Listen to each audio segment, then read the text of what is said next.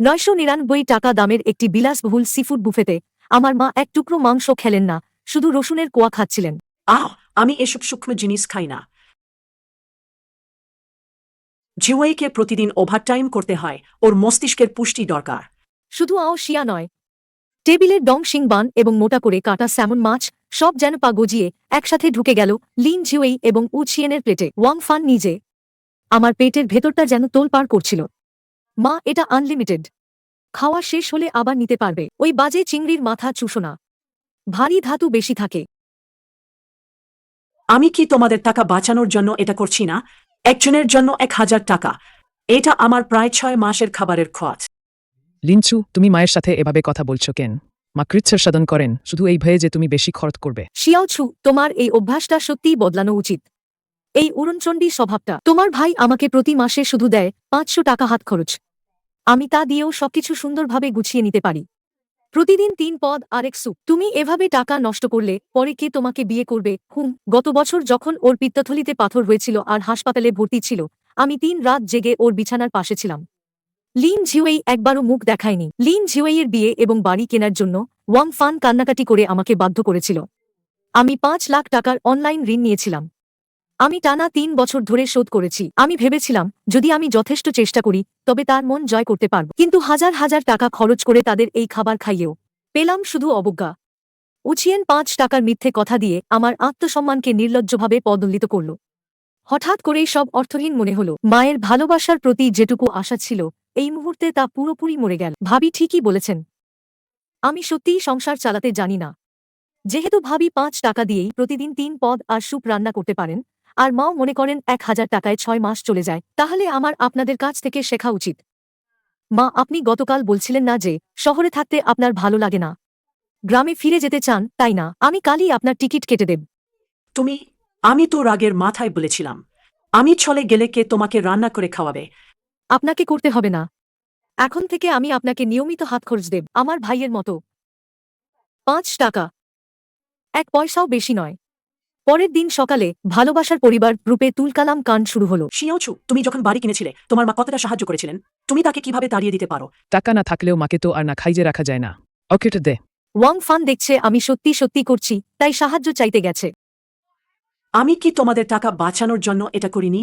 ভাইয়া আমাকে প্রতি মাসে 500 ইউয়ান হাত খরচ দেয়, 3 পদ আর এক স্যুপ দিয়ে প্রতিদিনের খাবার। এখন থেকে আমিও ঠিক 500 ইউয়ানই দেব। গ্রুপে মুহূর্তেই নীরবতা নেমে এলো। কেউই বোকা নয়, তাদের সব মুখোশ খুলে গেছে।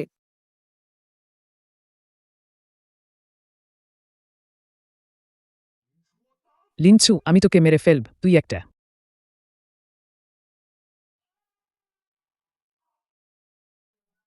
কি ব্যাপার? 500 ইউয়ানে 3 পদ আর এক স্যুপ কেনা যাচ্ছে না? আমার কাছে ভিক্ষা চাইতে এসেছ? বাজে কথা বলিস না, তুই মাকে এমন কষ্ট দিয়েছিস, তুই কি মানুষ? আমি মানুষ কিনা জানি না, কিন্তু তুমি নিশ্চিতভাবে নও। তুমি আমার 3 বছর আগে কাজ শুরু করেছ, মাকে কি 1 পয়সাও হাত খরচ দিয়েছ? আমি তো সংসার চালাচ্ছিলাম। সংসার চালাচ্ছিলে? মায়ের গত 6 মাসের পেনশন আর আমার প্রতি মাসে দেওয়া 2,000 ইউয়ান সবজির টাকা সবই তো উচিয়েনের পকেটে গেছে, তাই না? আমার টাকায় বুকে পুষে তুমি আবার কিসের মহৎ সন্তান সাজ? সন্ধ্যা নামতেই দরজার ঘণ্টা আবার বেজে উঠল। এবার আমি দরজার ফুটো দিয়ে বাইরে তাকালাম। শিয়াওছু, মা সব বুঝেছি। মা আর যাব না, এখানেই থেকে তোমার সেবা করব। তাড়াতাড়ি ক্ষমা চেয়ে মাকে ভেতরে নিয়ে আয়। সে ভেবেছে আমি তাকে সত্যি সত্যি বের করে দিতে সাহস পাব না। প্রথমে মাথা নিচু করে পরে ধীরে ধীরে টাকা চাইবে। ঠিক আছে, কিন্তু আমি এইমাত্র হিসাব করে দেখলাম 500 টাকাও অনেক বেশি। আগামীকাল থেকে মাত্র 200 টাকা। মা কি ঘরে ঢুকবে? 200 টাকা? তুমি কি ভিখারিদের মতো ব্যবহার করছো? 200 টাকায় কি কেনা যায়? আত্মসম্মান কেনা যায়। যদি কম মনে হয় তাহলে তোমরা 500 টাকার 3 পদ আর এক স্যুপ খুঁজে নাও। কিন্তু আমি তাদের নিচতাকে অবমূল্যায়ন করেছিলাম। সবাই এসে দেখো আমার এই পাষাণ হৃদয়ের নন্দকে। এটা আমার বিভাগীয় প্রধান হিসেবে পদোন্নতির গুরুত্বপূর্ণ সময়। তারা জানত যে আমি লজ্জা পাব, তাই আমার ভবিষ্যৎ নষ্ট করার ভয় দেখিয়ে টাকা আদায় করতে চেয়েছিল। সাবধানে ধরো যেন পড়ে না যায়। শিয়াওছু, পারিবারিক কলহ এমন পর্যায়ে পৌঁছেছে যা খুবই খারাপ প্রভাব ফেলছে। তোমার সাম্প্রতিক পদোন্নতি হয়তো আপাতত স্থগিত রাখতে হবে। পদোন্নতি আমার দরকার নেই। আমি 3 জন প্রধান গ্রাহককে নিয়ে যাব এবং এই শাখা সম্প্রসারণ পরিকল্পনাও। আমি তোমার হাতে থাকা নতুন ব্যবসা খাতের 30% শেয়ার চাই। নতুন ব্যবসা খাত সবসময় একটি কঠিন কাজ ছিল। এই চুক্তি তার জন্য লাভজনক হবে। চুক্তি সম্পন্ন।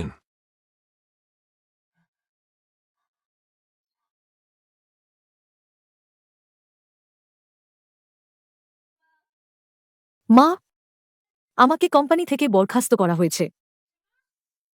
কি তোমার চাকরি নেই? তাহলে কে আমাকে খাওয়াবে? আ এটা আমি গতকালই কিনেছি, শক্ত মুদ্রা। ঠিক আছে, এই সুযোগে টাকা জমানো শিখি। পাগল হয়ে গেছ? টাকা নেই, তাও এত দামি গজনা পড়েছ। তাড়াতাড়ি এটা বন্ধক রেখে জীবনযাত্রার খরচ আনো। না মা, এটা করা যাবে না। এই কদিনে সোনার দাম কমে গেছে। বিক্রি করলে কয়েক হাজার টাকা লোকসান হবে। কয়েক হাজার টাকা দিয়ে তো ভালোই কয়েকবার সিফুড বুফে খাওয়া যাবে। তার যুক্তিতে আমার টাকা মানেই তার ছেলের টাকা। তাহলে দাম বাড়লে বিক্রি করো। এই সময়টা আমরা একটু কম খেয়ে চালাব। ঠিক আছে মা, আমার সব নগদ টাকা এখানেই আছে। এই মাসটা এই 500 টাকা দিয়েই চলবে। 500 টাকা দিয়ে দুজনের কিভাবে চলবে? তুমি কি ভিখারিদের মতো ব্যবহার করছ?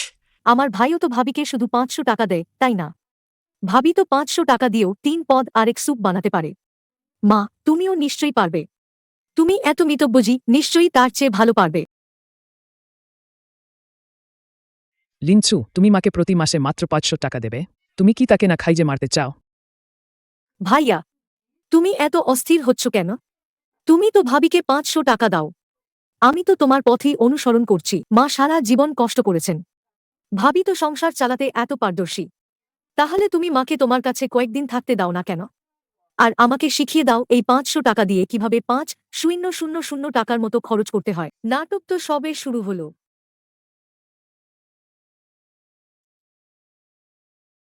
লিনচু, তুই আমাকে এই মাংস খেতে দিচ্ছিস? ডিম তেলো নেই। মা, 500 টাকা দিয়ে 30 দিন চালাতে হবে। প্রতিদিন মাত্র 16 টাকার বাজেট। বাঁধাকপিও আমি বিকেলে বাজার থেকে ডিসকাউন্টে কিনেছি। বৌদি 500 টাকা দিয়ে কিভাবে মাছ মাংস কেনে, আপনি কি এখনও শিখতে পারেননি? নাকি আপনি একটা ফোন করে টিপস নেবেন? তুই এই নাটকটা ভালোভাবে করার জন্য আমি আগেই সব স্ন্যাক্স সরিয়ে ফেলেছিলাম। হ্যালো জিওয়েই, তুমি তাড়াতাড়ি মাকে নিয়ে যাও। লিনচু আমাকে সত্যি মেরে ফেলবে। পরের দিন সকালে লিন ঝিউয়েইয়ের ফোন এলো। লিনচু, তুই কি মানুষ? নিজের টাকা কামানোর ক্ষমতা নেই আর নিজের মায়ের উপর রাগ ঝাড়ছিস। তাড়াতাড়ি গিয়ে 2 কেজি পাজরার মাংস কিনে আন। ভাই, আমার কাছে সত্যি টাকা নেই। পরের মাসের ভাড়ারও কোনো ব্যবস্থা হয়নি। নাকি তুমি আমাকে আগে 3,000 টাকা ধার দেবে? আমি কথা দিচ্ছি, মাকে ভালো মাছ মাংস কিনে দেব। বোধহয় সে ভয় পেয়েছিল যে আমি সত্যিই তার কাছে টাকা ধার চাইব। ধার দেওয়ার মতো টাকা নেই। মাকে আমি নিয়ে আসছি। আমি মাকে তোমার সাথে ভিক্ষুকের মতো জীবন কাটাতে দিতে পারি না।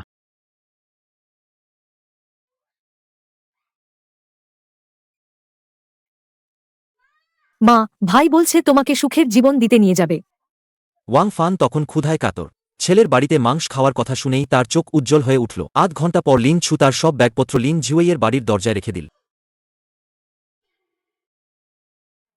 বৌদি, এটা তোমার দায়িত্ব। ওয়াং ফান যেদিন প্রথম সেখানে গেল, তার প্রিয় ছেলের শরীর ভালো করার জন্য ভোর 6টায় সে সিফুড মার্কেটে ছুটে গেল। লিন ছুয়ের বাড়িতে দুদিন না খেয়ে থাকার পর এখন সে যা দেখে তাই কিনতে চায়। সবগুলো প্যাক করুন।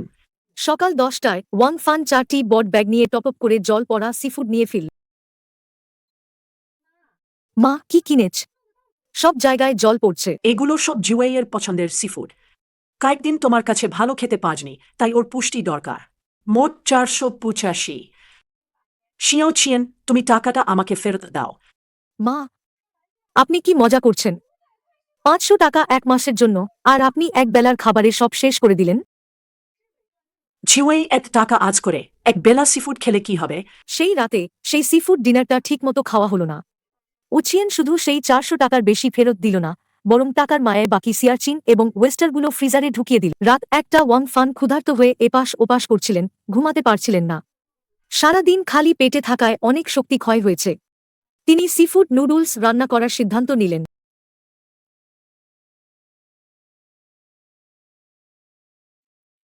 নিস্তব্ধ গভীর রাতে তালা ভাঙার শব্দ যেন এক ধ্বংসজ্ঞের মতো শোনাচ্ছিল। বুড়ি, তুমি কি পাগল হয়ে গেছ নাকি? বোমার সেই ভণ্ড মুখোশটা পুরোপুরি ছিঁড়ে গেল। এটা আমার জিনিস, কে তোমাকে এটা ধরতে বলেছে? আমার ছেলে যে ফ্রিজ কিনেছে, আমি কেন এটা ধরতে পারবো না? রান্নাঘরের সরু করিডোরে দুজনের মধ্যে তীব্র ধাক্কাধাক্কি শুরু হলো। তুই একটা পরগাছা, আমার ছেলের টাকা চুরি করিস। তুই একটা নির্লজ্জ বুড়ি ডাইনি। মেরুদণ্ডের নিচের অংশে তীব্র ব্যথা ওয়াং ফানকে পুরোপুরি ক্ষিপ্ত করে তুলল।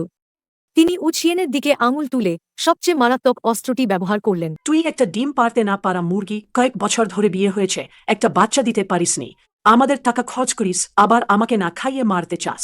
কালি চিওয়াইকে দিয়ে তোকে তালাক দেওয়াব। এই কথাটি ঠিক উচিয়েনের দুর্বল জায়গায় আঘাত হানল। লিন ঝিওয়েই আর ভান করতে পারলেন না। দৌড়ে হাঁচড়ে ঘর থেকে বেরিয়ে এলেন। মারামারি বন্ধ করো, সবাই থামো। একসময় যারা একে অপরের প্রতি ভালোবাসা প্রকাশ করত, 200 টাকার সিফুডের সামনে তারা টুকরো টুকরো হয়ে গেল। লিনচু, ভাই তোমার কাছে অনুরোধ করছি, তুমি মাকে নিয়ে যাও। উচিয়েন আমার সাথে ডিভোর্স চাইছে। ভাইয়া, আমি কিভাবে ফোন ধরব? আমাকে চাকরি থেকে বরখাস্ত করা হয়েছে। গতকাল বিদ্যুৎ বিল দেওয়ার জন্য টিভিও বিক্রি করে দিয়েছি। ভাইয়া, আমাকে 10,000 টাকা ধার দেবে? আমি একটা প্যানকেকের দোকান দিতে চাই। যখন টাকা কামাব, তখন অবশ্যই সুদসহ ফেরত দেব। তুমি তো আমাকে এত ভালোবাসো, নিশ্চয়ই আমাকে মরতে দেব না, তাই না? সে নিজেই তো প্রায় মরতে বসেছে। আমার এই অতল গহর পূরণ করার জন্য তার কাছে আর টাকা কোথায়? আমার আমার আমার অফিসে কাজ আছে।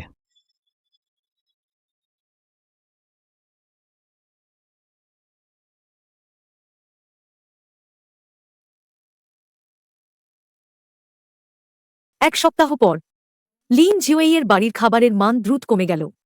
উচিয়েন আর ভান করল না। এমনকি 500 টাকার 3 পদ আরেক সুপও বাদ দিল।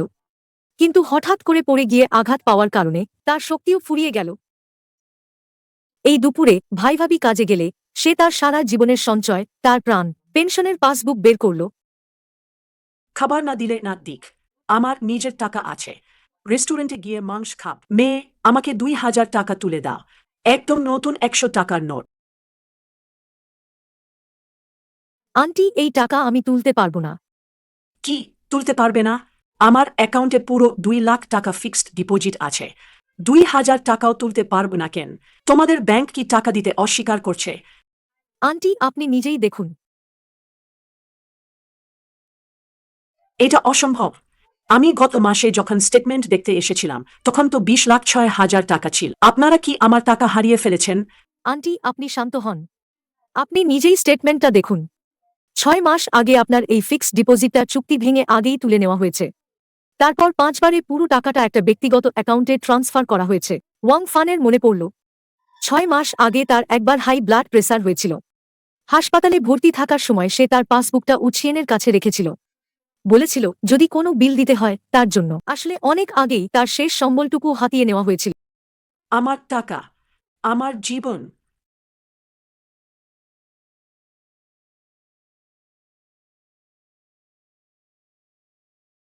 তুই কি পাগলামি করছিস? আমার 20 লাখ টাকা কোথায়?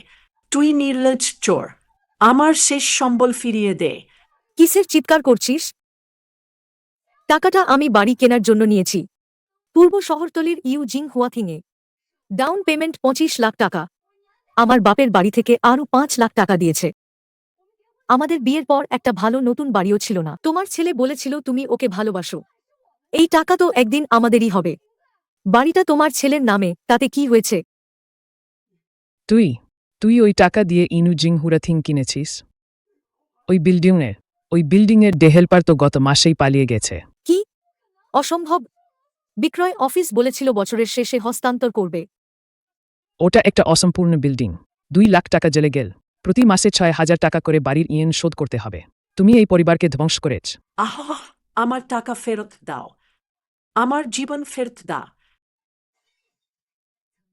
তাদের সেই চতুরতা, যা দিয়ে তারা আগে হিসাব কষত, এখন একে অপরের দিকে ছোড়াছুড়িতে পরিণত হয়েছে।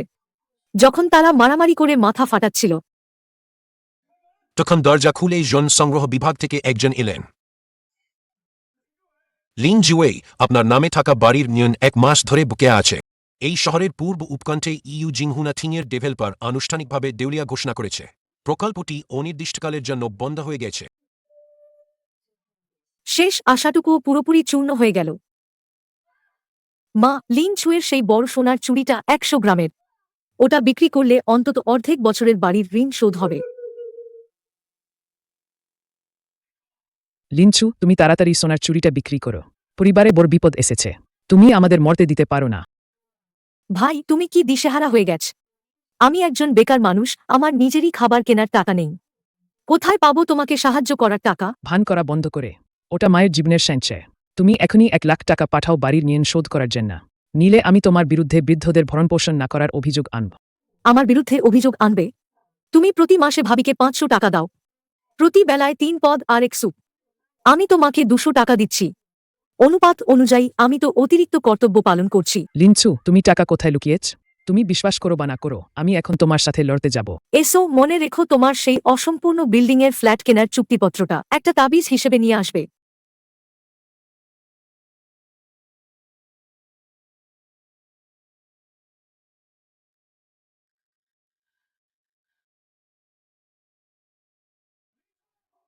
লিনচু, বেরিয়ে এসে টাকাটা নাও।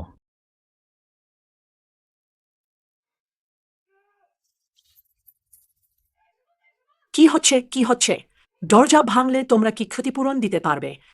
তোমরা কি ওর গরিব আত্মীয়? উনি এখন একজন বস, তোমরা এখনো এসে ফায়দা লুটতে চাও? উছিয়েন হাল ছাড়েনি। টাকা দিয়ে আগের কোম্পানির এক ভেতরের লোককে খুঁজে আমার নতুন কোম্পানির ঠিকানা বের করে ফেল। দুপুর 12টা। ঠিক সেই সময় যখন হোয়াইট কলার কর্মীরা দুপুরের খাবার খেতে নিচে নামে। সবাই এসে দেখুন, এ কেমন অবিচার! রুই ক্যাপিটালের লিনচু নিজের মায়ের জীবনমান নিয়ে ভাবে না। পিছনে যাও, এখানে গোলমাল করবে না।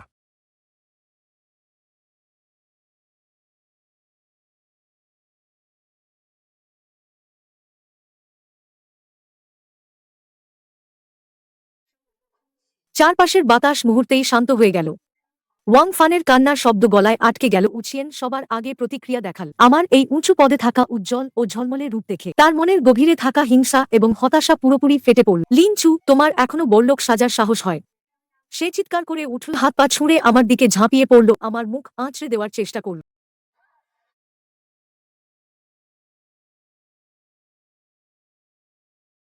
লিন ঝিউই ভয়ে তার পা নরম হয়ে গেল, কাগজপত্র সব মেঝেতে পড়ে গেল। ওয়াং ফান যখন দেখল কঠোরতা কাজ করছে না, তার চোখ ঘুরল এবং সে সঙ্গে সঙ্গে ভুলে গেল গরম মার্বেলের মেঝে।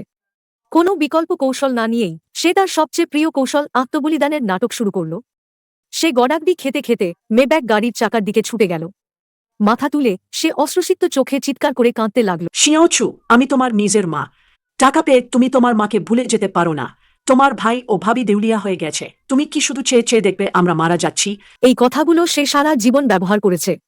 আগে এটা সবসময় আমাকে বাধ্য করত, আমাকে সেই সামান্য সম্মান রক্ষার জন্য মাথা নত করে টাকা দিতে হতো। আমি সিঁড়িতে দাঁড়িয়ে ঠান্ডা চোখে তাকে দেখছিলাম।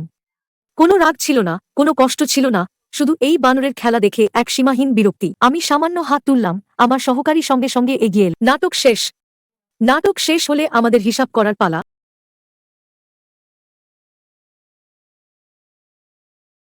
5 বছর কাজ করে আমি এই ভালো ভাইকে বাড়ি কেনার জন্য এবং বিয়ের উপহার বাবদ মোট 3,80,000 ইউয়ান দিয়েছি। আর লিন ঝিউই এই 5 বছরে তার নিজের মাকে 0 ইউয়ান ভরণপোষণ দিয়েছে। আর এই ভালো ভাবির কথা বলতে গেলে প্রতি মাসে 500 টাকা নিয়ে অভাবের কথা বলে, অথচ গোপনে শাশুড়ির 20 লাখ টাকার জীবন রক্ষা করার টাকা চুরি করে অসম্পূর্ণ বিল্ডিং কিনেছে। এখন সব ফাঁস হয়ে গেছে, এখন আমার কাছে টাকা চাইতে এসেছে। কিছুক্ষণ আগেও যারা তাদের প্রতি সহানুভূতি দেখাচ্ছিল, এখন তাদের চোখে শুধু ঘৃণা আর বিরক্তি। ছি, 500 টাকায় বুকে চালায় নিজের বোনকে এটিএম মেশিন বানাচ। শাশুড়ির শেষ সম্বল চুরি করে অসম্পূর্ণ বিল্ডিং কেনে এদের এমন হওয়াই উচিত। ওয়াং ফানের মুখ বেগুনি হয়ে গেল। তার গর্বের ছেলে, তার পক্ষপাতদুষ্ট পুত্রবধূ, এখন সবার সামনে তাদের সব মুখোশ খুলে গেছে। শিয়াওচু, মা ভুল করেছে। অনেক দেরি হয়ে গেছে। এটি একটি আইনি সম্পর্ক ছিন্ন করার ঘোষণা এবং একটি ইউএসবি ড্রাইভ যেখানে তাদের পাগলামি চাঁদাবাজির অডিও রেকর্ডিং। USB drive. আজ থেকে তোমাদের ভালোমন্দ আমার কাছে কিছু না। ওই টাকাগুলো জ্বলে গেছে, ওগুলো আমি তোমাদের থেকে মুক্তি পাওয়ার জন্য দিয়েছি। যদি আবার আমার অফিসে বা বাড়িতে এসে একবারও বিরক্ত করো, আমি ওই ইউএসবি ড্রাইভের দিকে ইশারা করলাম, তাহলে আমি এই চাঁদাবাজির প্রমাণ সরাসরি তদন্তকারী সংস্থার কাছে হস্তান্তর করব এবং তোমাদের 3 জনকে জেলে পাঠিয়ে দেব। আমি ঘুরলাম, এক বিন্দু মায়া না রেখে লবিতে ঢুকলাম। এক্সিকিউটিভ লিফটের দিকে গেলাম। এই 20 বছরেরও বেশি সময় ধরে চলা দুঃস্বপ্নটা অবশেষে পুরোপুরি ভেঙে গেল। শহরের ব্যস্ত রাস্তায় লিন ঝিউয়েই আর উচিয়েন যেন দুটো উন্মত্ত পশুর মতো। অপদার্থ, দুর্বল। তোমার নিজের যোগ্যতা নেই, আমাকে দোষ দিচ্ছ। একজন চুল টানছে, আরেকজন মুখ আঁচড়াচ্ছে। ওয়াং ফান গরম মার্বেলের মেঝেতে হতভম্ব হয়ে বসে আছে। তার মাথার সেই টান টান সুতোটা অবশেষে ঠাস করে ছিঁড়ে গেল। 3 দিন পর সিটি হাসপাতালের নিউরোলজি ওয়ার্ডে চিকিৎসক সিটি স্ক্যান রিপোর্ট হাতে নিয়ে গম্ভীর মুখে বললেন, ব্যাপক সেরিব্রাল ইনফার্কশন, মলমূত্র ধরে রাখার ক্ষমতা নেই। পরবর্তী পুনর্বাসন চিকিৎসা একটি দীর্ঘমেয়াদী প্রক্রিয়া, খরচ অনেক বেশি হবে। সবচেয়ে কম খরচের পুনর্বাসন চিকিৎসার জন্য প্রতি মাসে অন্তত 10,000 ইউয়ান লাগবে। লিন ঝিউয়েই আর উচিয়েনের মুখ মুহূর্তেই মৃতের চেয়েও ফ্যাকাশে হয়ে গেল। ডাক্তার সাহেব, আমি আমার মায়ের জন্য কিছু তরল খাবার কিনতে যাচ্ছি।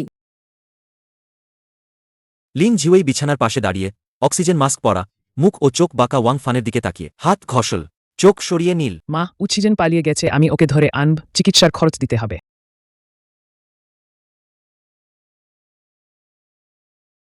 ঝিউই, হ্যালো, 36 নম্বর বেডের পরিবারের কেউ আছেন? সারাদিন কাউকে দেখা যাচ্ছে না কেন? হ্যালো, আপনি কি ওয়াং ফানের মেয়ে? আপনার মায়ের গুরুতর স্ট্রোক হয়েছে, শরীরের একপাশ অচল হয়ে গেছে। আপনার ভাই আর ভাবি দুজনেই পালিয়ে গেছে। দয়া করে দ্রুত হাসপাতালে আসুন, বকেয়া বিলটা মিটিয়ে দিন। আপনার মায়ের অবস্থা এখন খুবই খারাপ, দয়া করে একবার এখানে চলে আসুন। দুঃখিত, আপনি ভুল নম্বরে ফোন করেছেন। আমার কোনো মা নেই। আমি কোনো ভাই বা ভাবিকে চিনি না। যদি তারা বয়স্ক মানুষকে ফেলে রেখে পালিয়ে যায় তাহলে আমি পরামর্শ দেব সরাসরি পুলিশে খবর দিন। লিন ছুকে ওরা যে সমস্ত ঘৃণা আর অপমান দিয়েছে সেই সমস্ত নেতিবাচক স্মৃতি সম্পূর্ণভাবে মুছে ফেলুন।